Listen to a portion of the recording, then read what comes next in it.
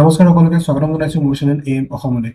আগন্তুক যি আমাৰ ABUB ৰিটেন এক্সাম হ'ব তাৰ কাৰণে যি মই জিকে চিৰিজৰ ষ্টাৰ্ট কৰিছিলোঁ, আজি মই 6 নম্বৰটো চিৰিজ লৈ আহিছোঁ। এই চিৰিজটো মই আপোনালোকৰ কেতিয়াবাই প্ৰকাশ কৰাৰ কথা আছিলে বা আপলোড দিয়াৰ কথা আছিলে, কিন্তু কিছুমান বিশেষ কাৰণ আপোনালোকলৈ ভিডিঅ'টো আনিব পৰা নাছিলোঁ। গতিকে আজি মই লৈ আহিছোঁ, ভিডিঅ'টো শেষলৈকে চাব। যদি ভাল পায় তেন্তে লাইক কৰিব, কমেণ্ট কৰি শ্বেয়াৰ কৰিব। আৰু ইয়াৰ যোনটো PDF টো মোৰ টেলিগ্ৰাম চেনেলত আপলোড কৰি দিম, গতিকে আপোনালোকে টেলিগ্ৰাম চেনেলটো ফ'ল' কৰি দিব, ডেছক্ৰিপশ্যনত ইয়াৰ লিংকটো আছে। গতিকে আজি আমাৰ ভিডিঅ'টো ফ'ল' কৰি আৰম্ভ কৰোঁ। আজি আমাৰ প্ৰথম কুৱেশ্যনটো হ'ল উত্তৰ পূৰ্বাঞ্চলৰ বিজ্ঞান আৰু ঔদ্যোগিক গৱেষণা পৰিষদৰ আঞ্চলিক পৰীক্ষাগাৰ অসমৰ ক'ত অৱস্থিত? ইয়াত আমাৰ প্ৰথম অপশ্যনত আছে গুৱাহাটী, যোৰহাট, হাফলং, ডিব্ৰুগড়।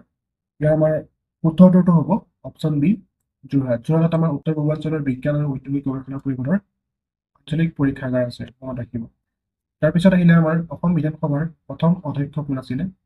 ইয়াত আমাৰ অপশ্যনত আছে তৰুণৰাম ফুকন, মহানন্দ দাস, বসন্ত দাস, যতীন্দ্ৰনাথ দুৱৰা। ইয়াৰ আমাৰ শুদ্ধ উত্তৰটো হ'ব বসন্ত দাস। বসন্ত দাস হ'ল আমাৰ অসম বিধানসভাৰ প্ৰথমজন অধ্যক্ষ। নেক্সট কুৱেশ্যনটো হ'ল অসমৰ জাতীয় প্ৰতীক কি?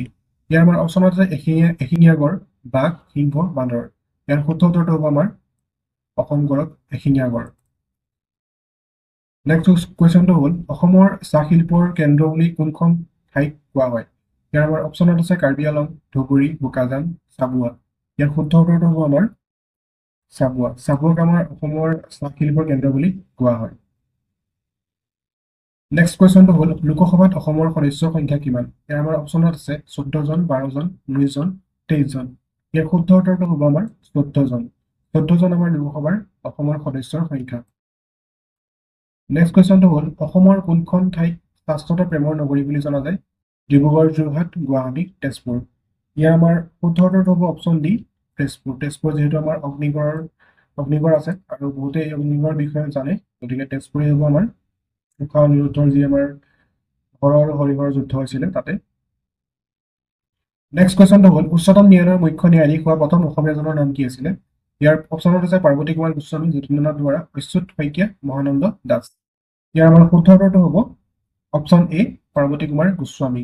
পাৰ্বতী কুমাৰ গোস্বামী আমাৰ প্ৰথম অসমীয়া মুখ্য ন্যায়াধীশ। নেক্সট কুৱেশ্যনটো হ'ল কেতিয়া অসমত প্ৰথম ৰেল সেৱা প্ৰৱৰ্তন কৰা হৈছিলে? ইয়াৰ আমাৰ অপশ্যনত আছে 1885 চন, 1889 চন, 1882 চন, 1883 চন।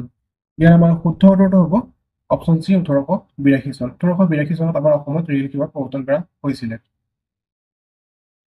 নেক্সট কুৱেশ্যনটো হ'ল অসমত সাৰ কাৰখানা ক'ত আছে? ইয়াৰ আমাৰ অপশ্যনত আছে কাৰ্বি আলং, বোকাজান, সৰ্থেবাৰী, নামৰূপ। ইয়াৰ শুদ্ধ উত্তৰটো হ'ব নামৰূপ। নামৰূপত আমাৰ অসমৰ সাৰ কাৰখানা আছে। নেক্সট কুৱেশ্যনটো হ'ল কাঁহ পিতলৰ বাচন বৰ্তনৰ প্ৰস্তুতিৰ বাবে অসমৰ কোনখন ঠাই প্ৰসিদ্ধ? ইয়াৰ আমাৰ অপশ্যনত আছে সৰ্থেবাৰী, বঙাইগাঁও, নামৰূপ, বোকাজান। ইয়াৰ শুদ্ধ উত্তৰটো হ'ব সৰ্থেবাৰী। সৰ্থেবাৰী আমাৰ কাঁহ পিতলৰ বাচন বৰ্তনৰ বাবে বিখ্যাত। নেক্সট কুৱেশ্যনটো হ'ল প্ৰখ্যাত উমানন্দ মন্দিৰটো কোন চনত স্থাপিত কৰা হৈছিলে? ইয়াৰ আমাৰ অপশ্যনত আছে 1696 চন, 1694 চন, 1691 চন, 1692 চন। ইয়াৰ শুদ্ধ উত্তৰটো হ'ব অপশ্যন বি, 1694 চন। নেক্সট কুৱেশ্যনটো হ'ল পঞ্চপীৰৰ দৰগাহ অসমৰ ক'ত অৱস্থিত? ইয়াৰ অপশ্যনত আছে ধুবুৰী, গোৱালপাৰা, তেজপুৰ, ডিগবৈ। ইয়াৰ শুদ্ধ উত্তৰটো হ'ব ধুবুৰী। নেক্সট কুৱেশ্যনটো হ'ল অসমৰ প্ৰথম প্ৰশিক্ষণপ্ৰাপ্ত বিমান চালক কোন আছিলে? ইয়াৰ অপশ্যনত আছে আনন্দৰাম বৰুৱা, মহানন্দ দাস, অম্বিকাগিৰি ৰায়চৌধুৰী, যতীন্দ্ৰনাথ দুৱৰা। ইয়াৰ শুদ্ধ উত্তৰটো হ'ব অপশ্যন বি, মহানন্দ দাস। মহানন্দ দাস অসমৰ প্ৰথম প্ৰশিক্ষণপ্ৰাপ্ত বিমান চালক। 14 নম্বৰ কুৱেশ্যনটো হ'ল অসমৰ মুঠ মাটিকালি কিমান? এইটো চবেই জানে, এইটো কমেণ্ট বক্সত আপোনালোকে কমেণ্ট কৰিব। অপশ্যনত মই দেখি দিয়ে দিছোঁ কোনটো শুদ্ধ হ'ব, গতিকে আপোনালোকে কমেণ্ট বক্সত কমেণ্ট কৰক। নেক্সট কুৱেশ্যনটো হ'ল বিলেশ্বৰ দেৱালয় অসমৰ কোনখন ঠাইত অৱস্থিত? অপশ্যনত আছে তেজপুৰ, বেলচৰ, উত্তৰ গুৱাহাটী, গোৱালপাৰা। ইয়াৰ শুদ্ধ উত্তৰটো হ'ব আমাৰ বেলচৰ, যিটো আমাৰ নলবাৰী জিলাত আছে, আৰু ইয়াত প্ৰশ্নতে উত্তৰটো ওলাই আছে। নেক্সট কুৱেশ্যনটো হ'ল অসমৰ কোনখন জিলাত গৰম পানীৰ উঁহ আছে? শিৱসাগৰ জিলা, গোলাঘাট জিলা, ডিব্ৰুগড় জিলা, লখিমপুৰ জিলা। ইয়াৰ আমাৰ অপশ্যনটো ভুলকৈ ওলালে, কাৰণ এইটো গোলাঘাট জিলাত নাই। শুদ্ধ উত্তৰটো হ'ব আমাৰ কাৰ্বি আলং জিলা। মনত ৰাখিব, কাৰ্বি আলং জিলাত আমাৰ অসমৰ গৰম পানীৰ উঁহ আছে। নেক্সট কুৱেশ্যনটো হ'ল কোন চনত মহাত্মা গান্ধী অসমলৈ আহিছিলে? ইয়াৰ অপশ্যনত আছে 1927 চন, 1923 চন, 1926 চন, 1921 চন। ইয়াৰ আমাৰ শুদ্ধ উত্তৰটো হ'ব 1921 চন। 1921 চনত আমাৰ অসমলৈ মহাত্মা গান্ধী আহিছিলে।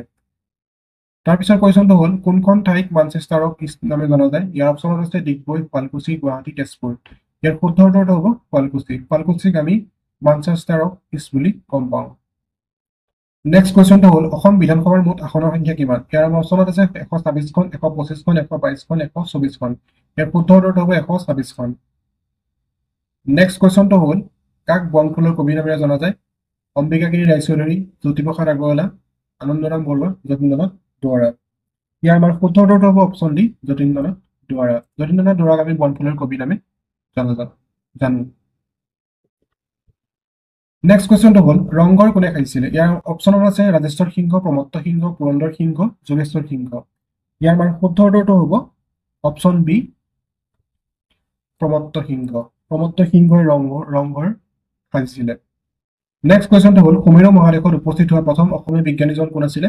ইয়াৰ আমাৰ অপশ্যনত আছে ৰাঘৱ চন্দ্ৰ ডেকা, অচ্যুত শইকীয়া, ডক্টৰ তিলোত্তমা গগৈ, আনন্দৰাম বৰুৱা। ইয়াৰ শুদ্ধ উত্তৰটো হ'ব ৰাঘৱ চন্দ্ৰ ডেকা। তেখেত অসমীয়া প্ৰথম বিজ্ঞানী যোনজনে সুমেৰু মহাদেশত উপস্থিত হৈছিলে। তাৰ পিছৰ কুৱেশ্যনটো হ'ল শিৱসাগৰৰ তলাতল ঘৰ কোন চনত নিৰ্মাণ কৰা হৈছিলে? ইয়াৰ আমাৰ অপশ্যনত আছে 1762 চন, 1772 চন, 1765 চন, 1784 চন। ইয়াৰ আমাৰ শুদ্ধ উত্তৰটো হ'ব অপশ্যন চি, 1765 চন। তাৰ পৰা আহিলে আমাৰ কোনজন অসমীয়া ব্যক্তিক লোকপ্ৰিয় নামেৰে জনা যায়? হলিৰাম ডেকা, ভোগেশ্বৰ বৰুৱা, গোপীনাথ বৰদলৈ, আনন্দৰাম বৰুৱা। এইটো সকলোৱে জানে, গোপীনাথ বৰদলৈক আমি লোকপ্ৰিয় গোপীনাথ বৰদলৈ বুলি জানো। তেখেতে আমাৰ প্ৰথম অসমৰ মিনিষ্টাৰ আছিলে, CM আছিলে, গতিকে মনত ৰাখিবতো। তাৰ পৰা আহিলে আমাৰ ৰাজেশ্বৰ সিংহই কাৰেংঘৰ কিমান চনত নিৰ্মাণ কৰিছিলে? ইয়াৰ আমাৰ শুদ্ধ উত্তৰটো হ'ব অপশ্যন ডি, 1752 চনত। 1752 চনত আমাৰ ৰাজেশ্বৰ সিংহই কাৰেংঘৰ নিৰ্মাণ কৰিছিলে। তাৰপিছত কেইটামান ওৱান লাইনাৰ আছে, মই এইকেইটা আপোনালোকক জনাই দিছোঁ। অসমৰ প্ৰাচীন নাম কি আছিলে? এইটো সকলোৱে জানে। অসমৰ প্ৰাচীন নাম আছিলে প্ৰাগজ্যোতিষপুৰ আৰু কামৰূপ আছিলে। তাৰ পৰা আমাৰ অসমৰ প্ৰথম মহিলা IAS কোন আছিলে? পাৰুল দাস আছিলে, এইটো মনত ৰাখিব, প্ৰথম মহিলা IAS। তাৰ পৰা আহিলে আমাৰ কোনজন আহোম ৰজাই বিহু নৃত্যক ৰাজকীয় মৰ্যাদা প্ৰদান কৰিছিলে? আৰু ইয়াৰ শুদ্ধ উত্তৰটো হ'ব আমাৰ স্বৰ্গদেউ ৰুদ্ৰসিংহই বিহু নৃত্যক ৰাজকীয় মৰ্যাদা প্ৰদান কৰিছিলে। তাৰ পৰা আহিলে আমাৰ বিহু নৃত্যক প্ৰথম ৰাজহুৱা মঞ্চত কোনে অৱতীৰ্ণ কৰাইছিলে? এইটো আমাৰ ৰাধা গোবিন্দ বৰুৱাই বিহু নৃত্যক প্ৰথম ৰাজহুৱা মঞ্চত অৱতীৰ্ণ কৰাইছিলে। এইটো মনত ৰাখিব আপোনালোকে, আহিব পৰীক্ষাত। তাৰ পৰা গুৱাহাটী বিশ্ববিদ্যালয়ৰ প্ৰথম উপাচাৰ্য কোন আছিলে? এইটো প্ৰায় পৰীক্ষাত অহা দেখা যায়, গতিকে আপোনালোকে এইটো মনত ৰাখিব। কৃষ্ণকান্ত সন্দিকৈ প্ৰথম গুৱাহাটীৰ বিশ্ববিদ্যালয়ৰ উপাচাৰ্য আছিলে। গতিকে আজি আমাৰ যি GK চিৰিজৰ কুৱেশ্যন আছিলে সেয়া শেষ হৈছে। আৰু যদি ভিডিঅ'টো আপোনালোকে শেষলৈকে চালে তেনে ধন্যবাদ। যদি আপোনালোকে PDF-টো ডাউনলোড কৰি ল'ব বিচাৰে তেনেহ'লে মোৰ টেলিগ্ৰাম চেনেলটো ফ'ল' কৰি ল'ব। আৰু যদি ভিডিঅ'টো ভাল পায় তেন্তে লাইক কৰিব, কমেণ্ট কৰি শ্বেয়াৰ কৰিব। আৰু যদি কোনোবা নতুন হৈছে তেনেহ'লে চেনেলটো ছাবস্ক্ৰাইব কৰি ৰাখিব। আগন্তুক মই এনে ধৰণৰ ভিডিঅ' আপোনালোকলৈ লৈ আহিম। গতিকে আজিলৈ ধন্যবাদ, জয় অসম।